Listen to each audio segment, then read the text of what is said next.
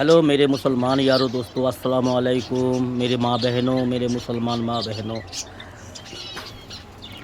एक ज़रूरी बात आपसे बतानी थी। हम हमारी मोहल्ले की मस्जिद में देखते हैं, आपके मस्जिद में भी होते होंगे, आपकी मस्जिद में, आपके मोहल्ले की मस्जिद में ये होते होंगे। हमारी मोहल्ला की जो मस्जिद है, हम मस्जिद में देखते हैं।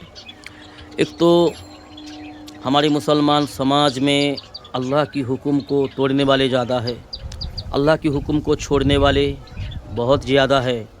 रसूलुल्लाह सल्लल्लाहु अलैहि वसल्लम से, मोहम्मद सल्लल्लाहु अलैहि वसल्लम की सुन्नत से खेलने वाले, रसूलुल्लाह सल्लल्लाहु अलैहि वसल्लम की सुन्नत को तोड़ने वाले बहुत ज़्यादा है।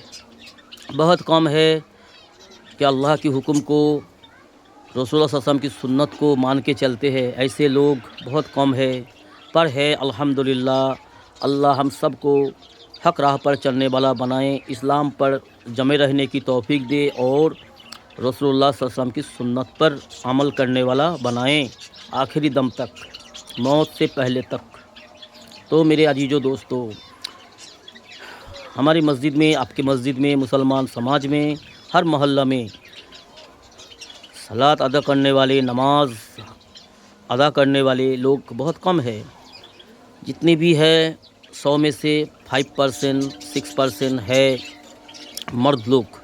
तो मस्जिद में कुछ लोग ऐसे आते हैं जो 5 वक्त की नमाज़ तो अदा करते हैं अल्हम्दुलिल्लाह, लेकिन नमाज वो चीज़ है जो अल्लाह से डायरेक्टली बात है। नमाज होता है अल्लाह से कलाम करना, अल्लाह से बात करने का नाम सलात होता है, सजदा होता है। तो हमारे मुसलमान समाज में कुछ दोस्त लोग हैं, कुछ हमारे मोहल्ले वाले हैं, कुछ अपने हैं जो नमाज मनमानी से पढ़ते हैं। अब कुछ उदाहरण आपको दे रहा हूँ, कुछ मिसाल दे रहा हूँ। जैसे देखो, हमारी मस्जिद में कई दिन से नमाज अदा कर रहे हैं ऐसे बहुत सारे लोग हैं, भाई हैं हमारे, जो हम उसको गलत नहीं कहेंगे। उसकी हरकत गलत है, उसकी सिस्टम गलत है, उसकी मनमानी गलत है। तो नमाज अदा करते हैं। एक तबका ऐसे है हमारे समाज में, हमारी मस्जिद में, जो बाइक के बिना नमाज में नहीं आते। नमाज के लिए आते हैं, चाहे 3 वक्त हो, 4 वक्त हो, 5 वक्त हो, वो बाइक से आते हैं।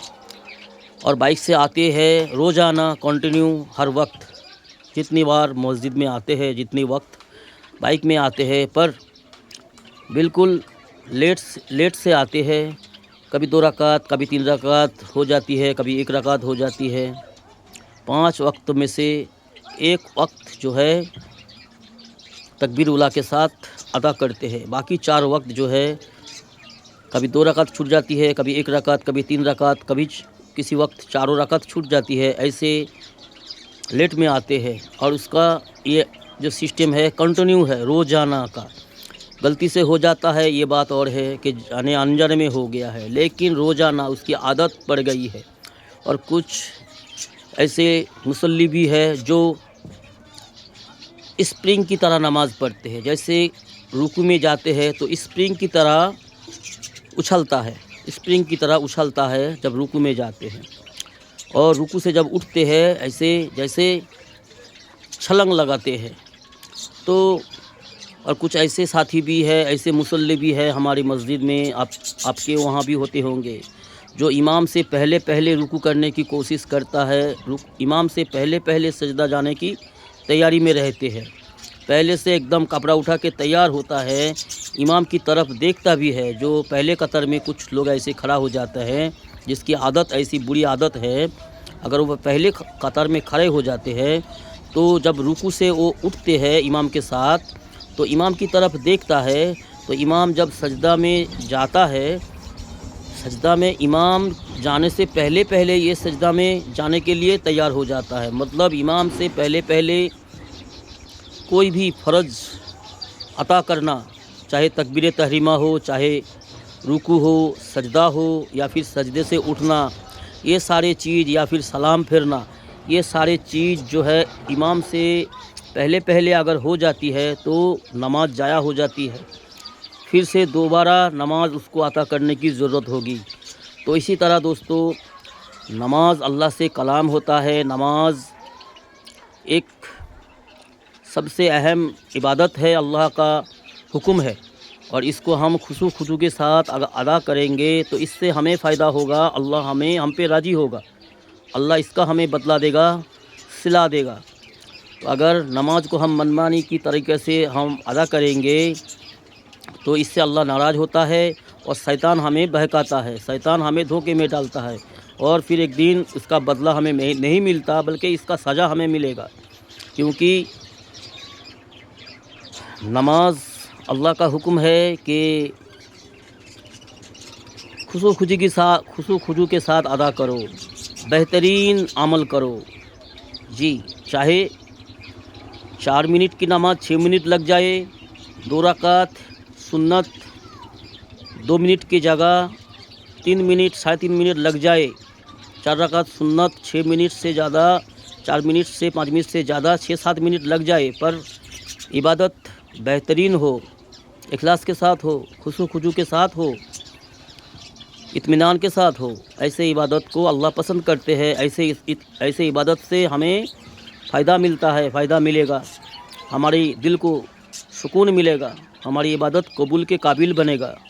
تو میرے مصلی بھائیوں، اگر ایسی بدعادت اگر ہم میں سے آپ میں سے کسی میں ہے، کسی کے اندر ہے کہ بائک کے سوا نماز کو جاتے ہی نہیں، پیدل جانے کا ثواب بہت زیادہ ہے، پیدل جانا، مسجد میں پیدل چل کے جانا، اور تکبیر اولیٰ کے ساتھ صلاۃ ادا کرنا، اور خضوع کے ساتھ اطمینان کے ساتھ صلاۃ ادا کرنے کا جو فائدہ ہے، جو نفع ہے، اس پر غور فکر کرو، ٹھیک ہے؟ اللہ سے مذاق نہ کرو، اللہ کی حکم کو مذاق کی طریقے میں پورا نہ کرو، مذاق سے اللہ کی حکم کو نہ مانو۔ ایسا نہ سوچو کہ ہم اللہ پر رحم کر رہے ہیں، اللہ سب پر رحم کرتا ہے، اللہ کسی کی محتاج نہیں ہے۔ ہم انسان، دنیا بھر کے سارے انسان اگر اللہ کی عبادت نہ کرے، اللہ کے سامنے نہ جھکے، اللہ کے سامنے سجدہ نہ کرے، تو اللہ کی ذات و صفات میں کوئی کچھ گھٹ نہیں جاتا۔ اللہ تو بس اللہ ہی ہے، اللہ کسی کی محتاج نہیں ہے۔